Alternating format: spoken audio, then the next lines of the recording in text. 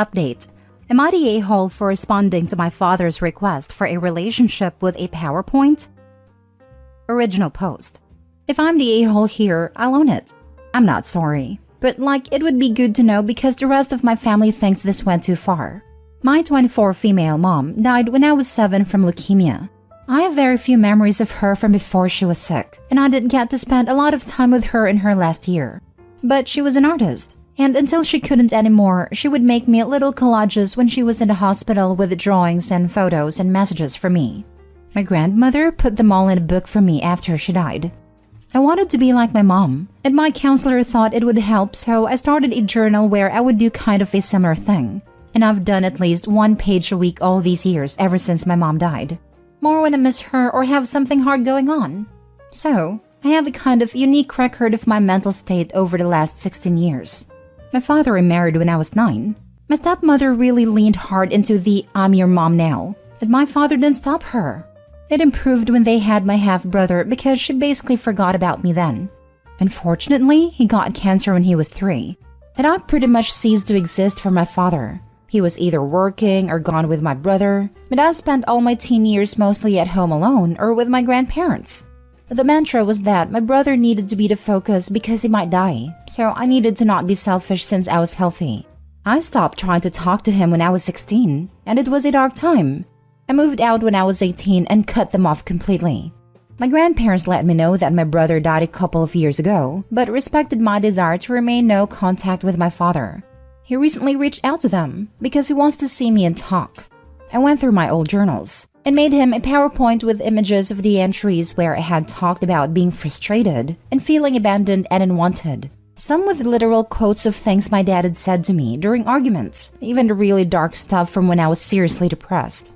Then, I ended it with a photo of one of my mom's collages where she had written, "Remember that your dad and I are always here for you." And I wrote underneath it, "You failed. Go away." I felt like him being able to see it from my literal perspective would communicate why I don't want him back better than I could. Evidently it worked, but a little too well, because I've been bombarded by family telling me that it's understandable that I don't want to see him, but what I sent gutted him, and he's completely fallen apart after reading through it, and it was unnecessarily cruel. Maybe it was. I know my bar for that is kind of weird sometimes. So, am I the a-hole?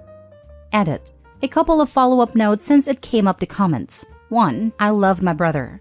I don't resent him. He was a good kid and I wish he was still with us. None of this is his fault. To me, it is completely my father's and to a lesser extent, stepmother's. The parents prevented me from spending time with him as he got sicker. So I wouldn't have been allowed to be there for him even if I had been able to, which I wasn't towards the end because I was also struggling to stay alive. 2. I have empathy. I understand what my father lost. I was there. I also lost same people plus effectively my father. Even so, to me there was no excuse for completely shutting your own kid completely out of your life, while also preventing them from getting any kind of help. I understand depression and freezing up. I've been there. And I still, even not being an adult, managed to consider the impact of my behavior on other people. If he was that bad off, he should have given me up to be raised by someone else. My mom's parents asked, and he wouldn't agree to let me stay with them full time. I could have had a dad that was able to occasionally tell me he loved me, even if it was just a text message. Alternatively, I could have lived with my grandparents and had people around me who cared about me every day, even if that wasn't my father. I got neither, and every request for help of any kind was met with, "Suck it up." I can empathize with having to function while breaking down inside, but I can't empathize with what he did.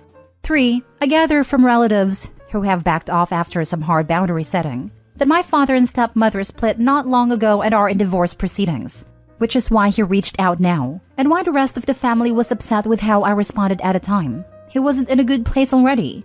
I've told them that if they care about him, to encourage him to keep away from me, refuse to pass on any messages, and try to get him into inpatient care or something if they're that worried he's going to do something rash.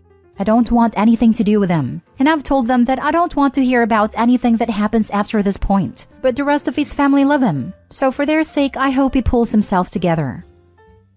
Now for the top comments before reading the update.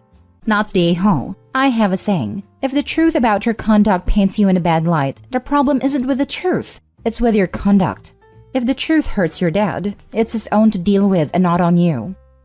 I like to say, if the truth hurts, you deserve it.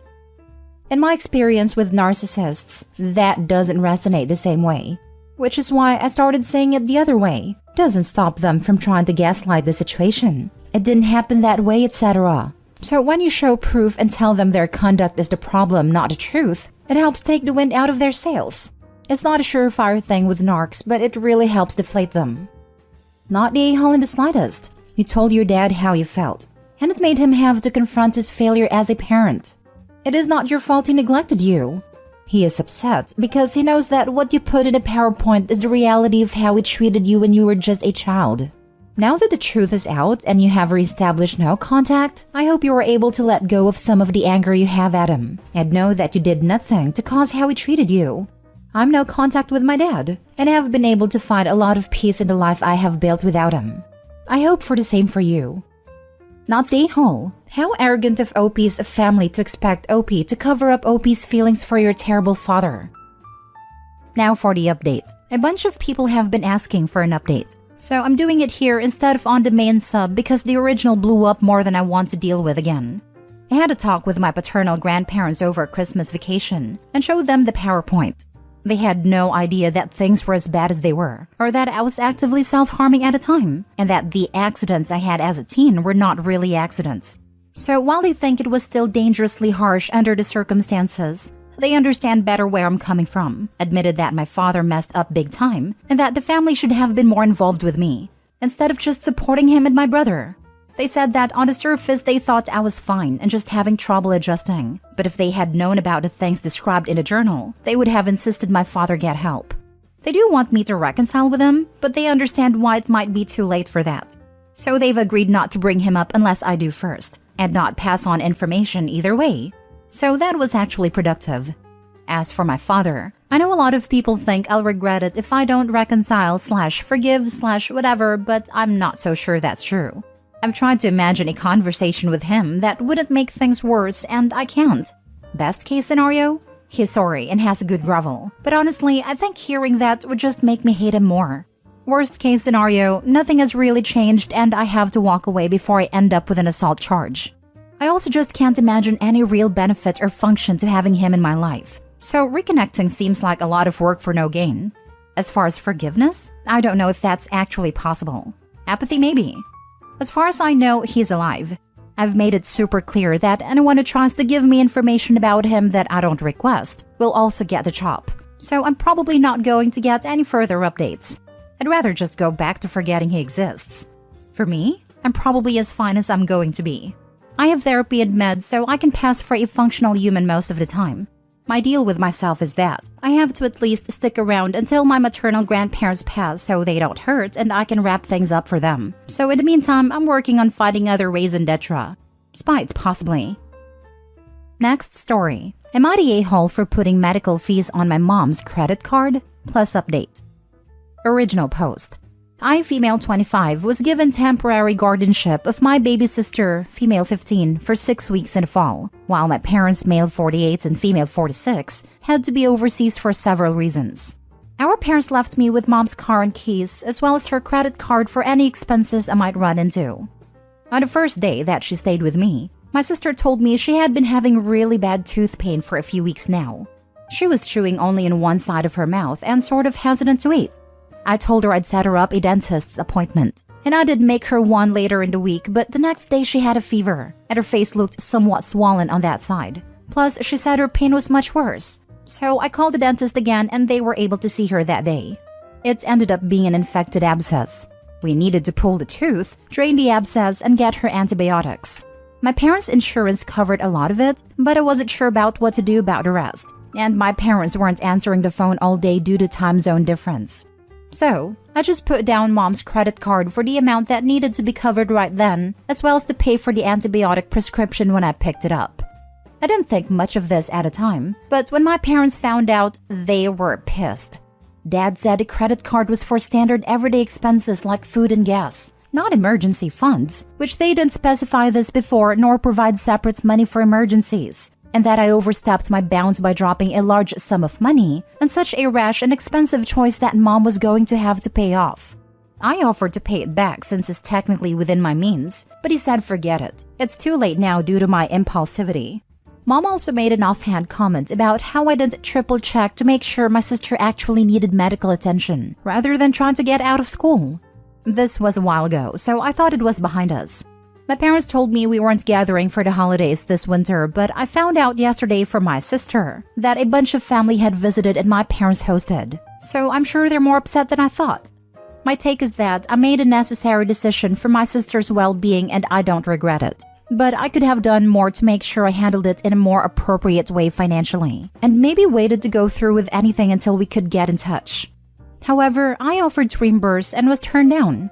As the acting legal guardian at the time, it seemed urgent. I was worried about my little sister and the treatment needed to be paid for. Am I the a-hole? Now for the top comments before reading the update. Absolutely not the a-hole, but your parents sure are. A dental abscess is not the kind of thing you ignore, and certainly isn't an excuse to get out of school. Left untreated, it can result in sepsis, aka blood poisoning. As I am a cynical person, I'd say they're angry because they've been ignoring your sister's complaints, and something that should have been treated early got worse, until it became an abscess needing expensive treatment. You've been a better parent than them. Knowing my parents, I think you're probably right. But knowing my sister, I think there's a solid chance she didn't even bother telling them because she knew I was going to be her temporary guardian soon. I've had to help her get antibiotics for UTIs and stuff before. They're good parents in literally every other aspect, but this is a real and serious issue I have with the way they raised us. Good parents don't medically neglect their kids. Not the a-hole. Do your parents realize that your sister could have died if the abscess was not dealt with? It's a pretty serious thing when you get an infection so close to the sinuses and brain, especially if it was an upper tooth. It was damn serious and you did the right thing. What would your parents have done if they were there? Let your sister get sicker and sicker and end up in hospital or worse? In fact, they're probably negligent if they don't take her for regular checkups. Our parents are alright, but they tend to be weird about medical stuff. They don't actually believe us or act like we're making it out to be worse than it really is. I can count on one hand the number of times I went to the dentist before moving out, and I've helped my sister access treatment when our parents wouldn't on several occasions, but nothing like this before. Assuming their stance hasn't changed, they said that I should have waited to take her in until I got in touch with them and talked out payment options. They were insistent that the problem was how I paid. They just also made multiple comments about being impulsive or not believing her right away. I get that maybe it messed with her credit, but I thought we had established payments before they even left. No, it doesn't mess with your credit in any way to put an expense on an existing card then pay it off. They gave you a card to cover expenses. Your sister had what was a genuine medical emergency that could have put her in the hospital or even killed her. You say this isn't new behavior, that your parents have always been funny about medical issues and didn't always take you to be treated when they should have. That can be considered abuse. You're not the a-hole, and quite honestly, the fact that you think you might be tells me that your parents have not quite been the good people you say they were. By the way, I'm a 43 male with a daughter. I know kids sometimes lie about illnesses to avoid going to school or something, but in general, you can tell when that's likely the case. If my daughter says she's sick or something hurts or whatever, I talk about it with her, and I take whatever action seems appropriate. This is how things like this should be handled. And now for the update. The other night, I talked to my sister a bit about what happened, and she said Mom and Dad didn't tell her they weren't inviting me to Christmas. When she asked where I was on Christmas morning, my dad told her I wasn't able to make it. She knew that was BS because I have told her for sure if something came up. And when she got a chance to talk away from all the visiting family, she let me know what was up. After we called, she apparently got pretty worked up and decided to confront our parents about not inviting me, and pressed really hard on the subject of the credit card, and that they're still mad that I kept her from dying while I was her guardian. Mom started crying. Dad started yelling at Mom that it is her fault her daughters are like this. Sister told Dad to shut the heck up and don't talk about me like I'm not here. Dad then backhanded my sister. She told me that I obviously called CPS. Some other stuff happened I won't even get into, and now my sister is at my apartment. My dad has an order from law enforcement not to be on the same property as her for at least a week. I'm not sure what's going to happen. I haven't heard from my mom except to let me know where she and dad are staying, separate from each other in case anything happens. My sister told me the weeks I was her guardian were the easiest 6 weeks of her life. I told her I'm sorry I didn't step in sooner, We cried a lot, and I let her stay up late to play World of Warcraft with me and make mini cheesecakes. I'll post an update if anything happens, but I think she and I are gonna be okay. I know someone who died from an abscessed tooth. Those things are no joke. These parents are criminals. I've had 2 friends end up in ICU because of abscesses.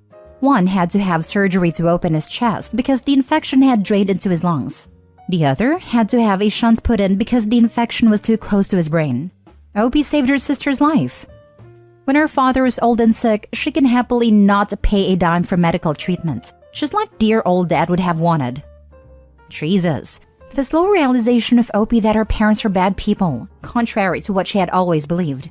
Good for AITA for opening her eyes. That was the part that made me want to post this. I'm so glad she realized. I truly dread the thought of kids in this kind of situation who do not have a lifeboat sibling. My sister told me the weeks I was her guardian were the easiest 6 weeks of her life. Hoo boy, that is heartbreaking. Or the fact that she, a teen, knew that her parents would blow off her medical complaints. How many things have they ignored already? Flashback to my broken leg, when my parents refused to take me to a doctor for 2 days because maybe it will get better. I am truly horrified at how many people have also had similar things happen, and I hope you are all taking good care of yourselves both physically and mentally and moving past these childhood traumas.